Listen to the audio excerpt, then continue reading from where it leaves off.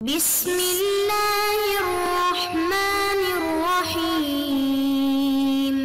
اعوذ باللہ من الشیطان اللعین الرجیم بسم اللہ الرحمن الرحیم بہ نستعین وہو خیر ناصر ومعین الحمدللہ رب العالمین وصلی اللہ علی محمد وآلہ الطیبین الطاہرین المعصومین۔ ہماری گفتگو کتاب المقاصد کے دوسرے حصے کتاب البیع کے مباحث میں جاری ہے، اور آج کے اس درس کا عنوان بیع فضولی کے بطلان پر دلائل اور نقد کا بیان ہے۔ گزشتہ دو درسوں سے اس مطلب کو ہم بیان کر رہے ہیں، اور آج مزید اس مطلب کو آگے بڑھاتے ہوئے روایات اور اس کے اندر مناقشے کی گفتگو کریں گے۔ لہٰذا آج کے ہمارے اس درس کے اہم مطالب میں سے ایک مطلب بیع فضولی کے بطلان پر مزید روایات سے استدلال ہے۔ کچھ روایات گزشتہ درس کے اندر بیان ہوئیں، اور مزید کچھ روایات کو آگے جو ہے وہ ہم بیان کرتے ہیں، اور اس کے بعد ان روایات سے استدلال میں جو مناقشہ شیخ انصاری رحمۃ اللہ علیہ بیان کرتے ہیں، اس مناقشے کو ہم یہاں پر ذکر کرتے ہیں۔ تو اس طرح چلتے ہیں اپنے پہلے عنوان کی طرف کہ روایات سے استدلال کرتے ہوئے مزید آغا شیخ انصاری رحمۃ اللہ علیہ فرماتے ہیں کہ وما ان الحمیری ان مولانا عجل اللہ فرجہ کتب فی جواب بعض مسائلہ، اور اسی طرح حدیث نبوی مستفیض جو پیچھے بیان ہوئی مساوی اور مرادف ہے ما ان الحمیری، اس روایت کے کہ جو حمیری سے منقول ہے، نقل ہے، کہ ان مولانا کہ ہمارے آقا امام زمانہ عجل اللہ تعالیٰ فرجہ الشریف تحریر فرماتے ہیں فی جواب بعض مسائلہ، اپنے بعض مسائل کے جواب کے حوالے سے۔ تو وہاں پر جب امام تحریر فرماتے ہیں تو ایک جملہ اور ایک چیز، ایک حکم جو امام بیان کرتے ہیں وہ اس طرح سے ہے کہ ان الضیع لا یجوز ابتیاؤہ الا عن مالکہا او بامرہ او رضا منہ، کہ زمین ہے، باغ ہے، اس کا ابتیاء، اس کو خریدنا جائز نہیں ہے مگر اس کے مالک سے یا اس کے امر سے یا اس کی جانب سے رضایت کی صورت میں، یعنی آپ جب خریدتے ہیں بائع سے تو یہ جائز نہیں ہے، یہ ابتیاء، یہ خریدنا جائز نہیں ہے مگر آپ اس کے مالک سے اس کو خریدیں۔ بس اس اعتبار سے اگر یعنی احراز نہیں ہوتا مالک کی رضایت یا مالک کا امر واضح نہیں ہوتا ہمارے لیے، تو اس صورت میں یہ شرع جو ہے نافذ نہیں ہے، یہ شرع درست نہیں ہوگی، معاملہ اصلاً باطل ہے۔ تو یہاں پر بھی آپ دیکھیں کہ بائع کیسا ہونا چاہیے، مالک ہونا چاہیے، یا اس کو مالک کا امر ہونا چاہیے یا رضایت مالک کی وہاں پر ہونی چاہیے، جبکہ بیع فضولی میں ہم دیکھ رہے ہیں کہ ایسی کوئی چیز نہیں ہے۔ تو لہٰذا ان روایت سے استدلال کرتے ہوئے فرماتے ہیں کہ بیع فضولی باطل ہے۔ وما فی الصحیح عن محمد بن مسلم، اور اس طرح وہ روایت کے جو یعنی وہ چیز جو ذکر ہوئی ہے اس کے مترادف ہے، یعنی وہی حدیث نبوی مرادف ہے، مسابق ہے کس کے؟ ما فی الصحیح، اس مطلب کے کہ جو محمد بن مسلم سے منقول ہے صحیح روایت کے اندر، الوارد فی ارض بفم النیل، کہ جو حدیث جو ہے صحیح ذکر ہوئی ہے اس زمین کے سلسلے میں کہ جو زمین کہاں پر ہے، اس نیل کے نزدیک ہے، نیل شہر کا نام ہے، حلے کے نزدیک ظاہراً، اور بفم النیل، بفم النیل یعنی اس نیل شہر کے آغاز اور ابتدا میں وہ زمین واقع ہے۔ اشتراها رجل، کہ ایک شخص جو ہے وہ زمین کو خرید کرتا ہے، جبکہ واہل الارض یقولون، جو صاحب ارض ہیں، زمین کے جو اہل مالک ہیں، یقولون وہ کہتے ہیں کہ یہ ارضنا، یہ ہماری زمین ہے۔ واہل الاسیاف، یا بعض نسخوں میں البتہ اسنان بھی ذکر ہوا ہے کہ وہ صورت میں کہتے ہیں کہ ہرات کے یعنی گاؤں میں سے کوئی ایک گاؤں کا نام ہے، یا اصناف بھی البتہ قرات ذکر ہوا ہے کہ یمن کے قلعے کی طرف اشارہ ہے۔ یہاں پر یہ جو عبارت ہم یہاں پر لے کر آئے ہیں اس کے اندر اسیاف ہے، واہل الاسیاف، کہ جو اہل اسیاف ہیں، کہ یہ بھی بہرحال ایک علاقے کا نام ہے۔ یقولون وہ کہتے ہیں کہ ہی من ارضنا، کہ یہ زمین ہمارے جو ہے وہ عرض کی ہے، یعنی یہ ہمارے زمینوں میں سے یہ ایک زمین ہے۔ فقال، وہاں پر امام علیہ السلام فرماتے ہیں کہ لا تشترہ الا برضا اہلہا، کہ تم اسے نہ خریدو مگر اس زمین کے اہل کی رضایت سے، یعنی اگر تم اس زمین کو خرید رہے ہو تو رضایت ہونی چاہیے اس بائع کو اس زمین کے اہل کی۔ تو یہاں پر یہ بھی آپ دیکھ لیں کہ مطلب اشارہ ہے اس بات کی طرف کہ اگر تو نے وہ شرع انجام دیا تو بے فائدہ ہوگا جہاں پر رضایت نہ ہو مالک کی جانب سے، اور یہ معاملہ فاسد ہوگا۔ وما فی الصحیح، اور اس طرح یہ مساوی ہے حدیث نبوی ما اس مطلب کہ جو ذکر ہوا فی الصحیح عن محمد بن القاسم بن الفضل، کہ جو صحیح روایت کے اندر جو کہ روایت منقول ہے محمد بن قاسم بن فضل سے، فی رجل اس شخص کے سلسلے میں کہ اشترا من امرأۃ من آل فلان، فلاں قبیلے کی خاتون سے وہ خرید کرتا ہے، بعض قطائہم، بعض جو ہے وہ اس کے یعنی حصوں کو جو کہ اموال غیر منقولہ ہیں ان میں بعض حصوں کو وہ کیا کرتا ہے، خرید کرتا ہے۔ فکتب علیہا کتابا، پھر یہ اس پر ایک کتابت تحریر کرتا ہے اس معاملے میں کہ انہا قد قبضت المال، کہ اس نے، اس خاتون نے مال قبض کیا ہے، پیسوں کو قبض کیا ہے، ولم تقبضہ، در حالانکہ اس نے قبض نہیں کیے ہوتے، اور کتابت یوں تحریر ہوتی ہے۔ فیعطیہا المال ام یمنعہا، تو یہاں پر امام علیہ السلام سے وہ پوچھتا ہے کہ آیا وہ اسے وہ پیسے دے یا اس خاتون کو پیسے نہ دے اور اسے امتناع کرے۔ قل لہو، فرماتے ہیں کہ اسے کہو یمنعہا اشد المنع، کہ اسے امتناع کرے، یعنی اس کو وہ پیسے نہ دے، اور یعنی اسے روکے شدید ترین جو ہے وہ من کے ساتھ۔ اور اس طرح امام علیہ السلام جو ہے وہ شدت سے منع فرماتے ہیں کہ امتناع کرے، یعنی شدیداً جو ہے وہ امتناع کرے، اور وہ حق نہیں رکھتا کہ اسے وہ پیسے دے۔ کیوں؟ فَإِنَّهَا بَاعَتْ مَا لَمْ تَمْلِكُ، اس لیے کہ اس خاتون نے جو چیز بیچی ہے، یہ اس نے بیچی ہے ما لم تملک، اس چیز کو جس کی وہ مالک نہیں ہے، چونکہ اس کے اختیار میں دیے گئے تھے وہ تمام اموال جو کہ غیر منقولہ تھے، اور وہ اس کی مالکہ نہیں تھی، اور یہ اس شخص نے اس کے ان چیزوں کو اس سے خریدا ہے کہ جس کی وہ مالک نہیں ہے۔ تو بس یہاں سے بھی استدلال کیا جاتا ہے کہ آپ دیکھیں کہ پائے جو ہے وہ خاتون فضولیہ دروا کے جو کہ مالک نہیں ہے، اور یہاں پر امام علیہ السلام اس معاملے کو باطل جان رہے ہیں اور شدیداً اسے روک رہے ہیں کہ وہ اس کے حوالے مال نہ کرے، لہذا اس طرح کی بیع جو ہے وہ درست قرار نہیں پاتی۔ تو یہ وہ روایات ہیں جن سے استدلال کیا جاتا ہے بیع فضولی کے بطلان پر۔ سابقہ کچھ روایت کو ہم نے بیان کیا گزشتہ درس کے اندر، آج کے اس درس میں کچھ یہ روایات آپ کے لیے بیان ہوئی۔ اس کے بعد آغا شیخ انصاری رحمۃ اللہ علیہ نقد فرماتے ہیں ان روایات سے، استدلال میں مناقشہ کرتے ہوئے فرماتے ہیں کہ والجواب عن النبوی، حدیث نبوی کے حوالے سے جو جواب ہے، دو جواب دیتے ہیں آغا۔ اولاً پہلے مرحلے میں کہ ان الظاہر من الموصول ہے العین الشخصیہ، موصول سے جو چیز ظاہر ہے، جو کہ وہاں پہ تھا کہ لا تبع ما لیس عندک، لا تبع ما لیس عندک، ما موصول وہاں پر تھی۔ ظاہر اس موصول سے یہ ہے کہ عین شخصی ہے، یعنی موصول سے مراد عین شخصی ہے، چونکہ ایک مرتبہ عین کلی مد نظر ہوتی ہے، اور یہاں پر عین کلی جو ہے اس حوالے سے مشکل نہیں ہے کہ وہ شخص عین کلی کا معاملہ کر رہا ہو، یعنی ایک ایسی چیز بیچ رہا ہو جس کو اپنے ذمے پہ لے رہا ہو، یعنی ایک بیع کلی کے عنوان سے۔ مثلا یہاں پر وہ کہتا ہے کہ میں نے 100 من گندم جو ہے وہ تجھے بیچی، تو جبکہ یہاں پر خارج میں واقع میں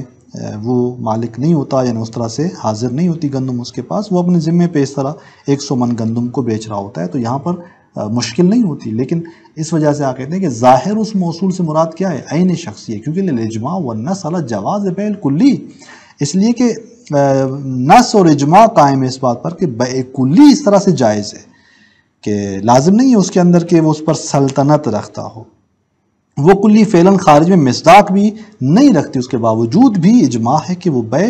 درست ہے اور اس کے وہ ذمے پہ آ جاتی ہے۔ اگر اس نے اس طرح 100 من گندم بیچ دیا تو اس کے ذمے پہ آ جاتی ہے، ولو خارج میں وہ موجود نہ ہو، اس پر اس کی سلطنت اس سے حاصل نہ ہو۔ تو بس جب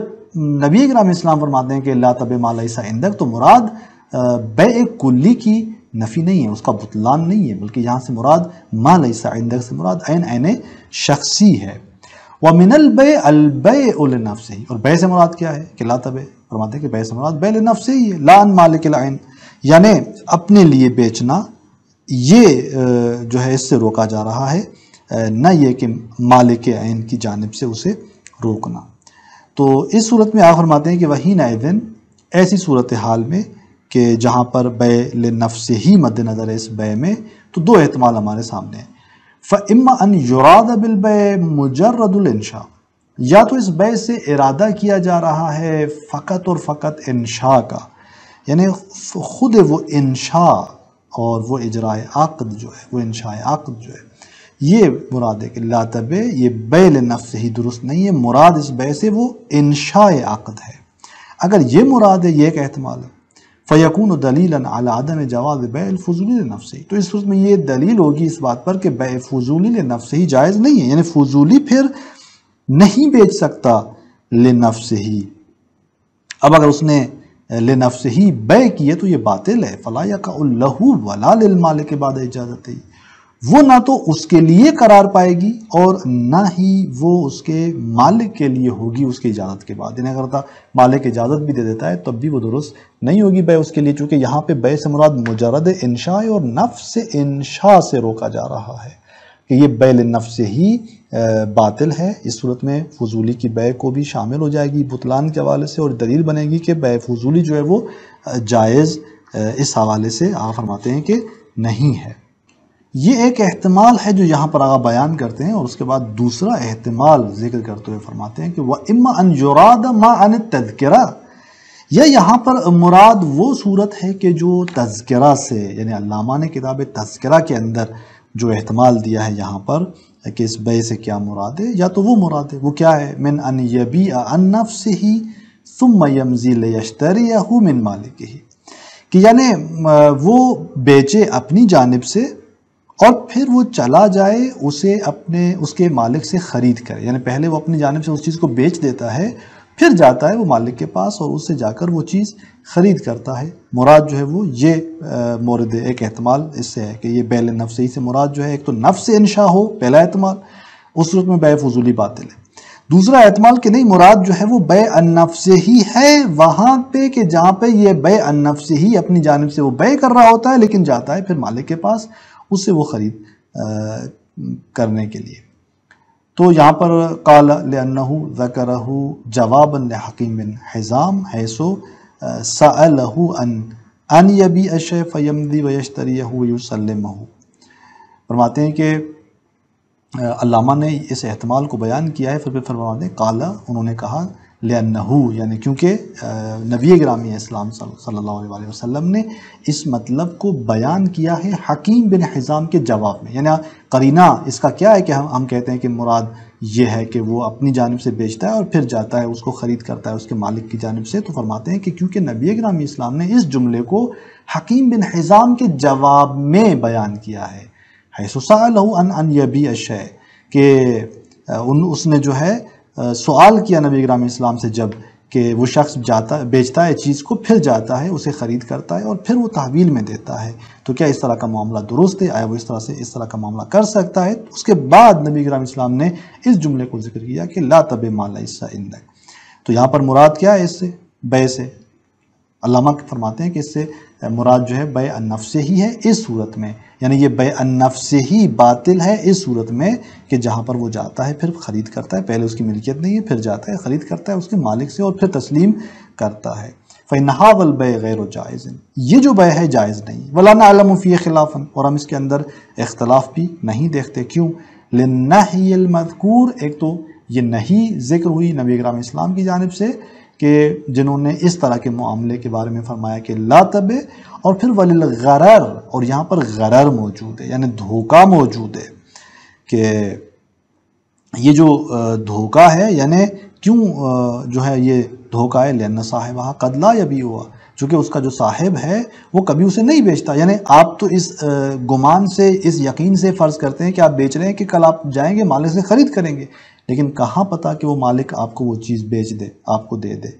تو کبھی وہ مالک نہیں بیچتا، اس کا جو صاحب ہے وہ نہیں بیچتا، تو لہٰذا اس اعتبار سے جب آپ یہ چیز بیچ دیتے ہیں اور ادھر سے وہ مالک نہ بیچے تو یہ غرر ہے، اس صورت میں آپ قدرت نہیں رکھتے کہ آپ اس کو تسلیم کریں،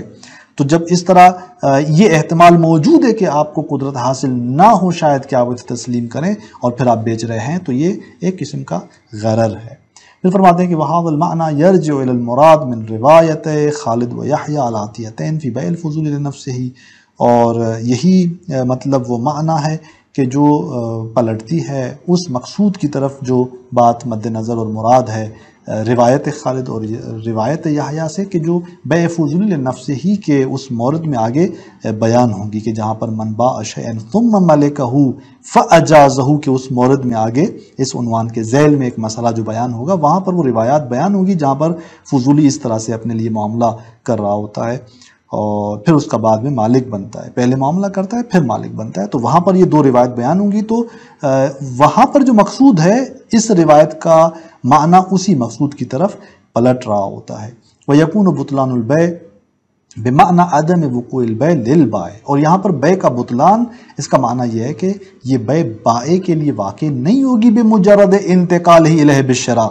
محض اس سے کہ وہ چیز اس کی طرف شراء سے منتقل ہو، یعنی یہ کہ یہ جائے اور مالک سے وہ چیز خرید کرے، اس شراء سے وہ چیز اس کی طرف منتقل ہو جائے،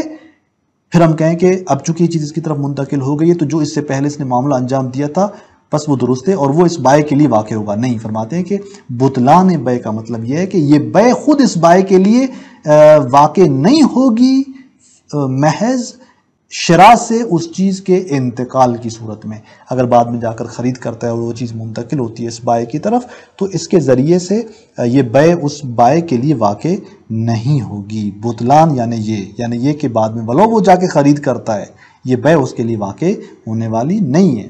پس فلا ینافی، یعنی جب بطلان بے کا یہ معنی ہے تو پس فلا ینافی اہلیتہ لتعاقب الاجازت من المالک، یہ بات منافات نہیں رکھتی کہ یہ جو بے ہے قابلیت رکھتی ہے اجازے کے لحوق کے مالک کی جانب سے، کہ مالک کی طرف سے اجازہ آ جائے اور پھر وہی بے خود مالک کے لیے واقع ہو، اس کے تو منافی نہیں ہے۔ بے باطل ہے، درست فضولی کی ہے، بے باطل ہے، کہاں کس کے لیے؟ خود اس بائع کے لیے واقع ہو، اس معنی میں اس کے لیے واقع نہیں ہو سکتی، یوں بطلان کا معنی ہے۔ یہ منافات نہیں رکھتی کہ وہ بعد میں اگر مالک اجازہ دے اور پھر وہ خود اس مالک کے لیے واقع ہو۔ وبعبارت اخرى نہی المخاطب عن البیع، یہ جو بیع کے حوالے سے مخاطب کو نہیں کی جا رہی ہے، دلیل علی عدم وقوعہ مؤثر فی حقہ، یہ دلیل ہے کہ وہ بیع واقع نہیں ہوگی مؤثر فی حقہ، خود اس کے حق میں۔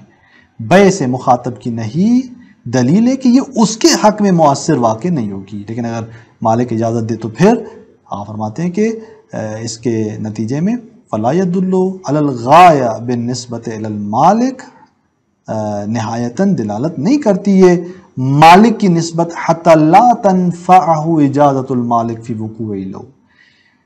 تاکہ جو ہے وہ ہم کہیں کہ مالک کی اجازت اس کے لیے مفید نہیں ہے کہ یہ بیع خود مالک کے لیے واقع ہو، نہیں، مالک کی نسبت جو ہے وہ اس کی دلالت نہیں ہے۔ وَأَوَّلُ معنی اظہر من الاول، یہ معنی چونکہ دو احتمال ہم نے بیان کیے تو یہ احتمال پہلے سے زیادہ ظاہر تر ہے، وَنَحْنُ نَقُولُ بِهِ، اور آپ فرماتے ہیں کہ ہم اس کے قائل ہیں، کما سیأتی، جیسا کہ عنقریب یہ بیان ہوگا۔ بس یہ دوسرا احتمال جو علامہ نے بیان کیا تذکرہ کے اندر کہ مراد بیع سے یہ ہے اور بطلان کا مطلب یہ ہے کہ وہ خود بائع کے لیے واقع نہیں ہوگی، یہ مد نظر ہے۔ پس لا تبع ما لیس عندک سے یہ معنی مراد ہے، اور یہ بیع فضولی کی صحت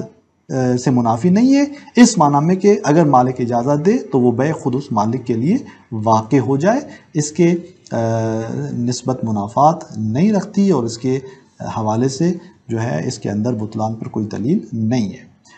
دوسرا جواب کیا ہے؟ انشاءاللہ اگلے درس کے اندر ہم اس دوسرے جواب کو بیان کرتے ہیں۔ والسلام علیکم ورحمۃ اللہ وبرکاتہ۔